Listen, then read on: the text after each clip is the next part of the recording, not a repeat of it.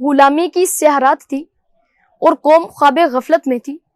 شاہ ولی اللہ کی پکار، ٹیپو سلطان کا لہو، سراج الدولہ کی شجاعت اور جنگ آزادی میں بہنے والا مسلمانوں کا خون بھی غلامی اور محکومی کی زنجیر کو نہیں توڑ سکا تھا کہ اچانک قوم نے کروٹ لی.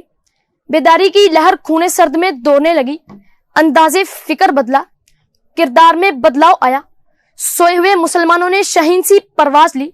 مسلم لیگ وجود میں آئی.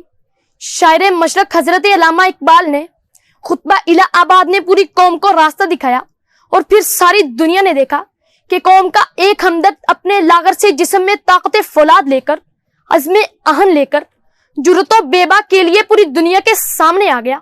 ہر طرف لا الہ الا اللہ کی صدا بلند ہونے لگی. پھر کیا تھا صدر علی وقار؟ ایک ہی سوچ، ایک ہی فکر، ایک ہی لگن، ایک ہی نعرہ زبان پر تھا. پوری قوم اٹھ کھڑی ہوئی اور ایک پلیٹ فارم پر جمع ہو کر ناقابل شکست بن گئی. یوں ایک وطن وجود میں آیا، یوں ایک ریاست وجود میں آئی، یوں ایک ادھورا خواب شرمندہ تعبیر ہوا.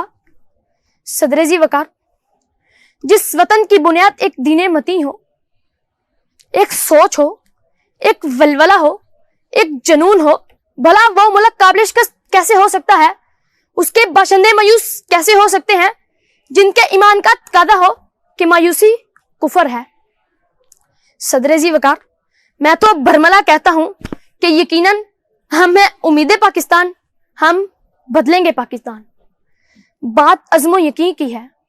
راہ حق کے مسافر کو جب یہ دکھائی دے کہ کوئی ہے جو اسے اپنی نگاہوں میں رکھے ہوئے ہے، کہ کوئی ہے جو اسے ہر لمحے گرنے سے بچا رہا ہے، تو پھر صدر علی وقار جب یہ صدا سنائی دینے لگے فَإِنَّكَ بِأَعْيُنِنَا، تو پھر اس قافلے کو منزل پر پہنچنے سے کوئی روک نہیں سکتا. جب اپنا قافلہ عزم و یقین سے نکلے گا، جہاں سے چاہیں گے رستہ وہیں سے نکلے گا. وطن کی مٹی مجھے ایڑیاں رگڑنے دے، وطن کی مٹی مجھے ایڑیاں رگڑنے دے، مجھے یقین ہے کہ چشمہ یہیں سے نکلے گا.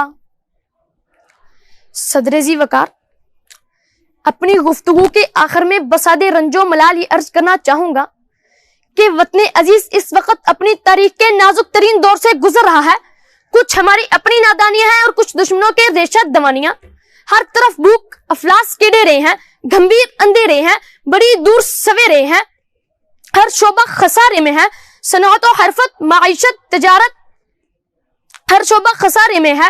سیاسی، لسانی اور مذہبی اختلافات نے شدت پسندی کو فروغ دینا شروع کر دیا ہے. صدر علی وقار، ہمیں پھر ابھرنا ہے اپنی آن بان کی خاطر، اپنی پہچان کی خاطر، پھر اپنے پیارے ملک پاکستان کی خاطر.